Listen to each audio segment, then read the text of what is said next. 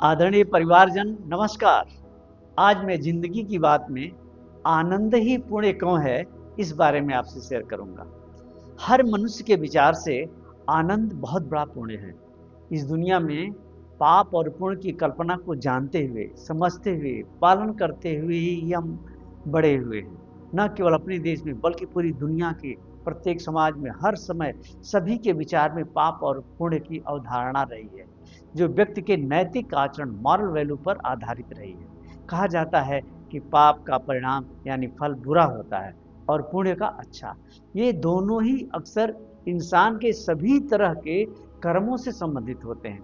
लोग कहते हैं ऐसा मत करो, पाप लगेगा, या कुछ तो पुण्य कमाओ, अच्छा फल मिलेगा। जैसे पुण्य कोई संपत्ति हो या धन है जिसको कमाना पड़ता है, और पाप कोई सजा है जो कहीं से मिलती है।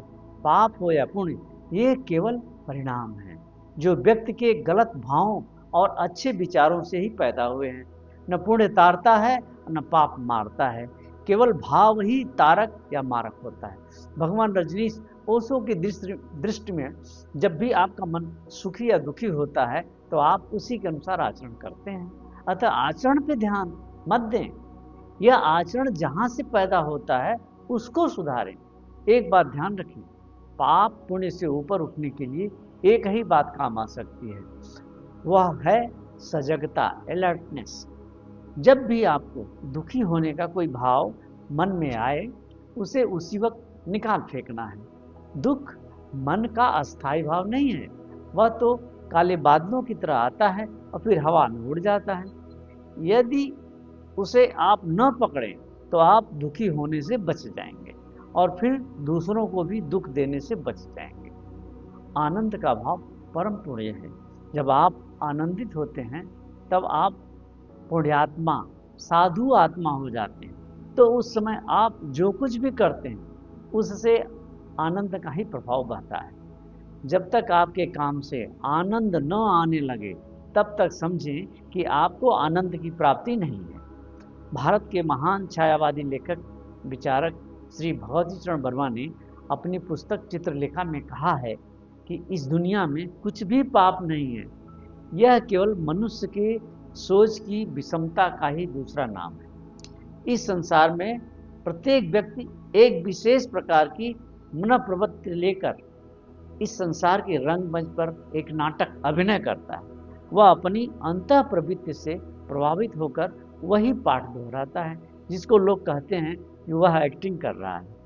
देवियों और सज्जनों, यही मनुष्य का, मानुष का, कबीरदास जी की वाणी में हंस मनुष्य का जीवन।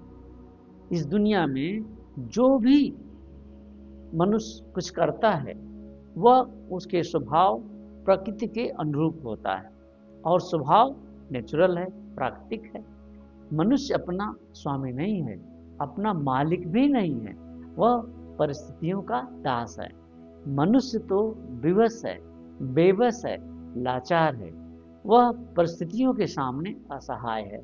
वह कर्ता नहीं है, साधन है, मीन्स है। मनुष्य में ममत्व, ममता प्रधान है। वह स्वभावतः प्रेमी जीव ही है। इस दुनिया का हर इंसान सुख चाहता है, लेकिन हर इंसान के सुख का केंद्र अलग अलग है। कुछ लोग सुख धन में देखते हैं, कुछ सोमरस में, कुछ मदिरा में, कुछ 8 PM की बोतल में देखते हैं, कुछ सुख को दुष्कर्म में भी देखते हैं, कुछ त्याग में, कुछ न्यौछावर में, कुछ बलिदान में देखते हैं। लेकिन किसी भी तरह से सुख प्रत्येक इंसान चाहता है। कोई भी व्यक्ति इस दुनिया में इच्छा अनुसार वह काम नहीं करेगा जिसमें दुख मिले। यही मनुष्य की मनोप्रवृत्ति है और यही उसके दृष्टिकोण की विषमता है, विषम होने का भाव है। इसलिए संसार में किसी चीज को एक दायरे में बांधकर नहीं रखा जा सकता है। हम केवल कर्म करते हैं जो हमें करना पड़ता है। महान ग्रंथ गीता में भगवान श्री कृष्ण ने कहा कि कर्म करने का अधिकार है, वही करो। लेकिन आज का मानव, वैज्ञानिक युग का मानव है, वह तुरंत परिणाम चाहता है, रिएक्शनरी है, रिएक्शन टू रिजल्ट देखता है। जादूगरों की जादुई दुनिया से बाहर हकीकत की जिंदगी में अपनी जिंदगी के रोजमर्रा के कामों का परिणाम, कर्म फल प्राप्त होना देखना चाहता है। इंसान मन की ताकत का दोहन करता रहता है। हम सभी लोग नोटबुक पर बहुत सारा कुछ लिखते हैं, उसमें कुछ याद रह जाते हैं, कुछ ऐसी बातें भी भूल जाते हैं जो हमारी ज़िंदगी के लिए अनिवार्य होती है। अमेरिकन मनोवैज्ञानिक एरिक्सन कहते हैं कि इंसानी उन्नति के लिए अनेक बातें की जाती हैं, पर इसके लिए सबसे ज़रूरी है बुद्धि का बेहतर बनाना। ऐसा करने और रचनात्मकता बढ़ाने का जो माध्यम है वह है निरंतरता के साथ विचारों का मंथन करना, परसिस्टेंट थिंकिंग। ऐसा करने से आपको जो सपने हैं वे एक तरह से दिमाग पर खुद ब खुद आ जाते हैं और आप उन्हें हासिल कर पाते हैं। जिन सपनों को आप पूरा करना चाहते हैं उनको दिमाग पर लिखने की कला शानदार होती है, जो अभ्यास करते करते आती है। कहते हैं कि रटत रटत अभ्यास के जड़मति होत सुजान चतुर। हम जब तक अपने मस्तिष्क को उपयोग में नहीं लाते वह काम या तो पूरा ही नहीं होता या अधूरे तरीके से पूरा होता है। कहा जाता है कि यदि आप परफेक्ट काम चाहते हैं तो आपको खुद ध्यान देना होगा या खुद करना होगा।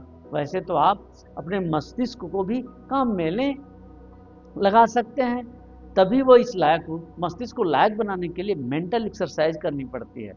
मस्तिष्क की मांसपेशियों को भी मजबूत करना होगा। यह होगा कैसे? इसके लिए मानसिक वजन उठाना होगा, दिमाग पर जोर देना होगा और तनाव डालना होगा।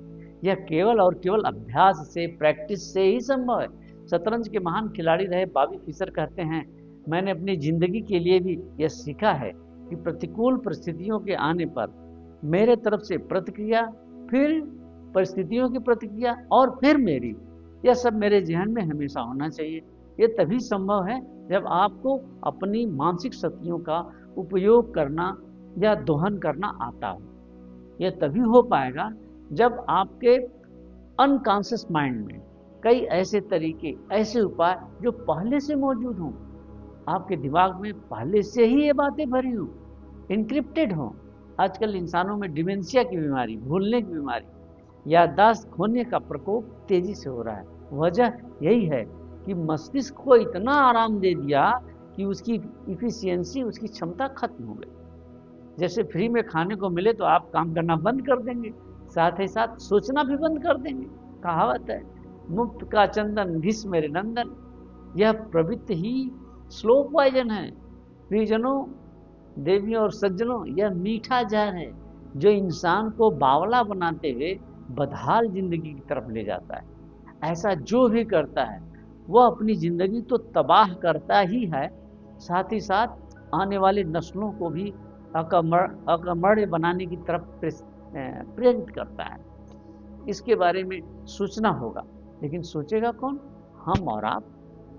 हम भारत के लोग हर युवा को, छात्रों को, कर्मकार को, खाली बैठे युवकों को, हम सभी लोगों को परिश्रम को, श्रम का महत्व देना ही होगा। मस्तिष्क से काम लेना होगा, शरीर से भी काम लेना ही होगा। ऐसा करने से शरीर भी स्वस्थ होगा और जिंदगी के खुशहाली का रास्ता भी प्रशस्त होगा, जीवन शानदार होगा, समाज की प्रगति की गारंटी 100% होगी। जय हिंद, जय भारत के लोग, नमस्कार।